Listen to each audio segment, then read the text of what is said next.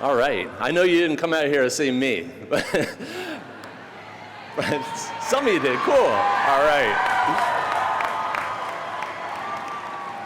President Pines, distinguished faculty, parents, family members, friends, and soon-to-be graduates, let's be blunt about our circumstances. It's 92 degrees outside.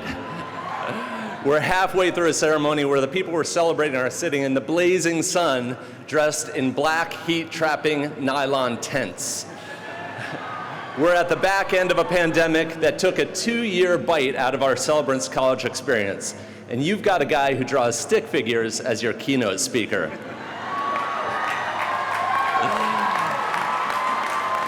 As far as commencements go, this really is off to a rough start. When I woke up this morning, I felt a thrill of excitement at the opportunity to address the largest commencement ceremony in this university's history. It's a responsibility that I don't take lightly. And so, before I even got out of bed, I picked up my phone and said, "Hey Siri, how do you write a commencement speech?" So, it turns out there are several steps, and the first one is to start thinking about themes several months in advance, which actually is really good advice, but if I'm being honest, not that helpful. It seems that most commencement addresses call for a combination of an eager audience, an accomplished adult, and a memorable speech. But a quarter of the graduates seated before me are already wearing AirPods, and I write booger jokes for elementary school kids. So I think we should just agree to muddle through this quickly and get these graduating students one step closer to enjoying a meal at some restaurant on Route 1 with their families. I wanted to take a moment to recognize the summer and winter graduates who didn't get a chance to properly celebrate their achievements last year. I'm so glad you're with us now. But I'll bet when you checked the weather this morning, you thought hard about blowing this one off. The last time I attended a graduation, I was dressed in full doctoral regalia. But it wasn't because I had pursued an advanced degree or was given an honorary doctorate by some random college. I was attending my own undergraduate commencement on this campus in December of '93, and I had borrowed my mother's gown to save money on the rental. So imagine my surprise when I showed up as the only undergraduate wearing big blue stripes on their sleeves. I'm actually a little self-conscious to be up here on stage with so many distinguished faculty members and accomplished guests. The thing is, I struggled while I was here as a student. I had to drop out of the computer science program in my senior year, and I crossed the finish line with a 2-point-something grade point average. Let's hear it.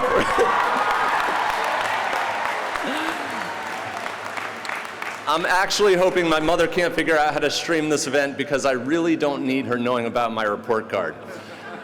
Even worse, I left the school under shameful circumstances. Just as after I graduated, I published a compilation of my comics that ran in the Diamondback.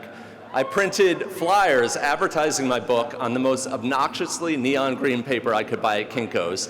And despite knowing it was against the rules, late one night I taped a flyer to every white pillar on campus. Well, it rained overnight, and the ink from the paper bled, staining each pillar with an 8.5 by 11 neon green rectangle. The next morning, when I discovered the damage I'd caused, I did what seemed like the smart thing to do.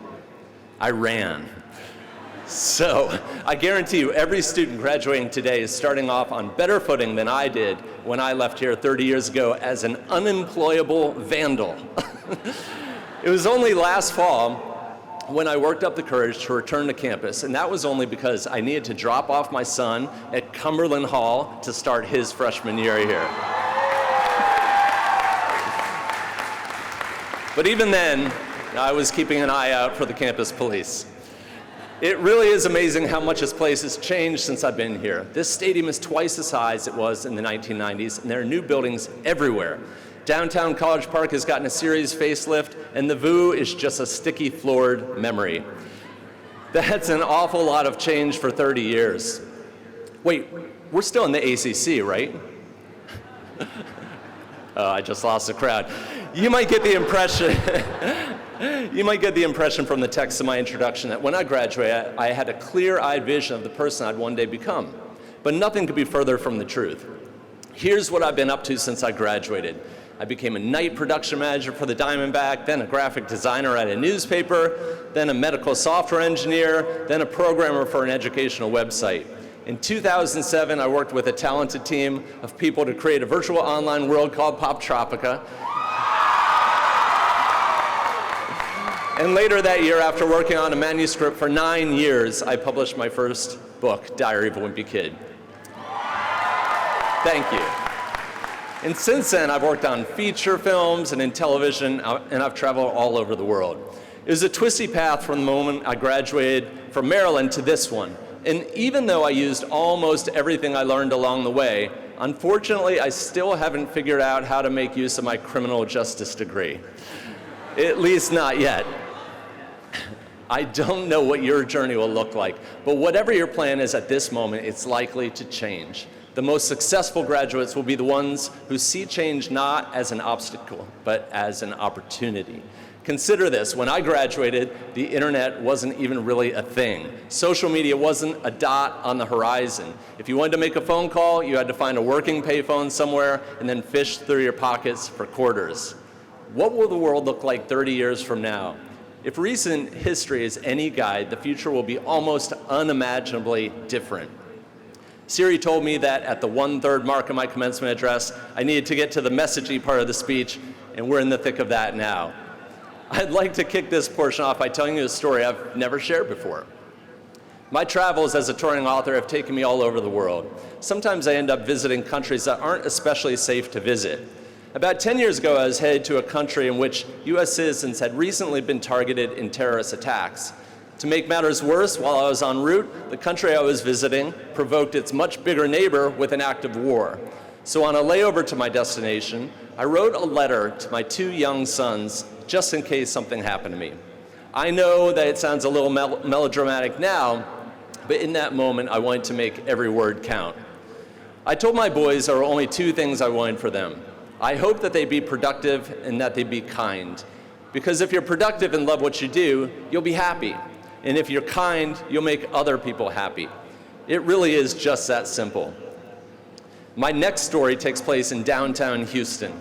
I was walking with my sons through a busy intersection holding their hands. Even though we were in a clearly marked crosswalk, a truck sped through the intersection, passing less than a foot in front of us. I was mad, so I slapped the back of the truck as it buzzed by. Bad move. Well, the truck pulled over, and a big guy got out of the vehicle, then strode towards us in an unfriendly manner. So I did what seemed like the smart thing to do. I ran. My sons caught up with me and joined me in my hiding spot. They joined me in my hiding spot in some nearby bushes. And after the danger had passed, I looked my sons in the eyes and gave them this important advice. Never, ever slap the back of some guy's truck in Houston. Now, my wife told me that if I was planning on telling that story, that I needed to tie it in with the overall theme of my speech. Unfortunately, I'm not smart enough to figure out how to do that, or even how to come up with a theme in the first place. But I felt like it was important to squeeze it in anyway because the lesson seemed too important not to share. Now is the moment in the speech where it's my job to dispense a key piece of advice, a pearl of wisdom that will stick with you for years to come. But if you don't mind, I'd rather talk about my dog. His name is Thunder. He's a Portuguese water dog, the same kind that President Obama's family had in the White House. A Portuguese, are you cheering for the dog or Obama? I can't tell. A Portuguese water dog is a working dog. That means Thunder and his kind were bred over centuries to perform a very specific task. And that task was to carry messages from one fishing boat to another off the coast of Portugal. When a Portuguese water dog is doggy paddling in the Atlantic Ocean with a rolled up piece of paper in its mouth, it's as happy as can be. Even if it's a similar activity, like say, retrieving a tennis ball from a backyard swimming pool, a dog like Thunder is content. But the reverse is true for when Thunder is not doing what he was bred to do. If Thunder is left at home for too long or hasn't had a dip in a lake or a pool for a while, he's a miserable wreck. In those times, it seems his life lacks purpose. I believe it's the same way with people. When we're doing what we're meant to be doing, we feel fulfilled. The paradox of a liberal arts education is that it opens multiple career pathways, and even the smartest people aren't always great at picking the path that's right for them. So I challenge you to try to truly understand yourself and to figure out what kind of work really brings you joy. Don't waste your time on pursuits that don't feel fulfilling, even if you've just spent 4 years pursuing them. Trust your gut, because the sooner you figure out what kind of dog you are, the quicker you can figure out what types of waters you should be swimming in. Of course, I'm not suggesting you actually become a dog or even do dog-like things. I'll admit that the metaphor is a little tortured, and the truth is I'm still working on it. Recently, I've had the opportunity to work on a musical, which has been education for me. I've learned that the third song in a musical is usually the main character's I want song. The character sings about their hopes and dreams, which frames the whole rest of the story. For example, in The Little Mermaid, Ariel tells us she wants to be part of your world and live on land where the people are. In Hamilton, a young Alexander tells us he's not going to throw away his shot. So, if they were making a musical about your life, what would the title of the third song be? Please feel free to discuss this with your grandparents over brunch. Since I'm a writer, I figure I should give you a piece of advice that's specific to my craft. For any aspiring scribes out there, please pay attention, because what I'm about to tell you is pure gold. If you want the kind of success I've had, all you need to do is come up with one good idea. Then just repeat it over and over and over again. And don't forget to pre-order Diary of a Wimpy Kid 17, which comes out this fall.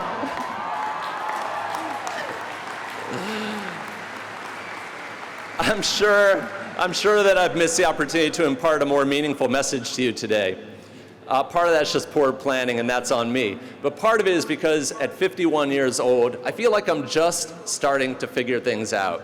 In fact, I'm much more interested in what I can learn from you than what you can learn from me. Because the truth is, I've learned so much from you already. We all have. You've taught us that in this country, racial inequality is systemic, and that it's high time for us to address it with honesty and integrity. You've educated us on the complexity of gender identity. You've helped destigmatize the active pursuit of taking care of our mental health. You've taken my generation to task for not always living up to our ideals. You've taught us that nothing matters more than the protection of our planet. And finally, you've taught us that creating a TikTok account at our age is cringy AF, whatever that means. You're graduating at a time when there's a determined effort by political forces to ban books in school libraries across the country. This week, I joined with more than 1,000 fellow authors and illustrators to sign a letter that was read before Congress. The words in the letter aren't mine. They were written by Christina Soontornvat, who expertly summed up the state of affairs. She writes, "When books are removed or flagged as inappropriate, it sends a message that the people in them are somehow inappropriate. It is a dehumanizing form of erasure. Every reader deserves to see themselves and their families positively represented in the books in their schools. These books are important for all children. Reading stories that reflect the diversity of our world builds empathy and respect for everyone's humanity.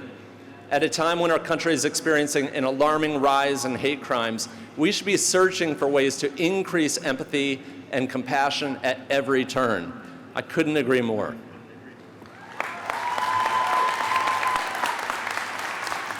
The protagonist of my series is a cartoon character named Greg Heffley, and you may have noticed that Greg is no hero. But that's okay, because there are plenty of heroes in the entertainment we consume. In fact, you've grown up in an era where there seems to be a bottomless appetite for superhero movies. So what does that say about the times we're living in? I think it says the world is crying out for heroes. And not just superheroes, but people who simply do the right thing. It's easy to be cynical when so many of our elected leaders act not in the interests of the people they represent, but in the naked aim of furthering their own power.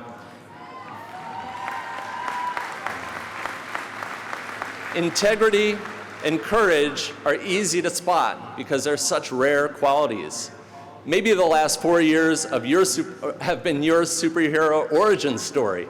The world you're stepping into is full of challenges that are much more serious and urgent than the challenges my generation faced at your age. The question of whether or not we can preserve our democracy isn't a hyperbolic one. We're living through difficult times, but your experiences at the University of Maryland have armed you for the righteous battles ahead. You've certainly faced your share of challenges already. When the global pandemic struck in March of 2020, your parents grieved for you. We all did. We grieved because we knew the time you were losing was time you couldn't get back. For us adults, 2 years is just a passing blip. But 2 years of what should have been the best time in your lives were cruelly docked from your college experience. You'd be right to feel that it's just not fair. But you surprised us. You didn't wallow in self-pity. You learned how to attend classes without even getting out of bed. You played a lot of Fortnite. You ate all of our snacks. You taught us a lot about resiliency. You made us so incredibly proud.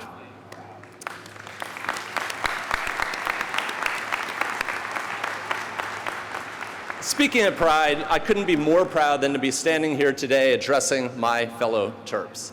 This place helped make me who I am, and I'm sure it's helped shape you as well. There are hundreds of colleges across the country holding commencement ceremonies today, but none are quite like the University of Maryland. There's something different about this place. There's something different about this place, something that's powerful and dynamic and vital. We're ambitious and we're passionate, and yes, we're totally fearless. Those other universities can have their stone archways and stuffy traditions and puffed up pedigree, but I'll take a statue of Jim Henson and Kermit the Frog on my campus any day of the week. Which wraps up my first and likely last commencement address. I don't have high hopes that you'll remember much about what was said here today, because I know that when you think back on your graduation, here's what you'll remember. Man, it was hot. But I'm hoping in the passage of time, a deeper message has penetrated your minds and perhaps your hearts as well.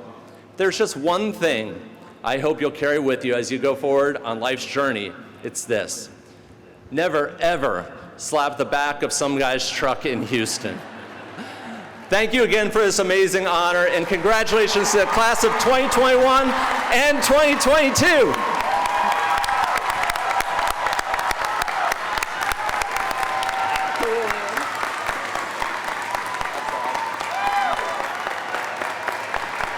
Go Terps!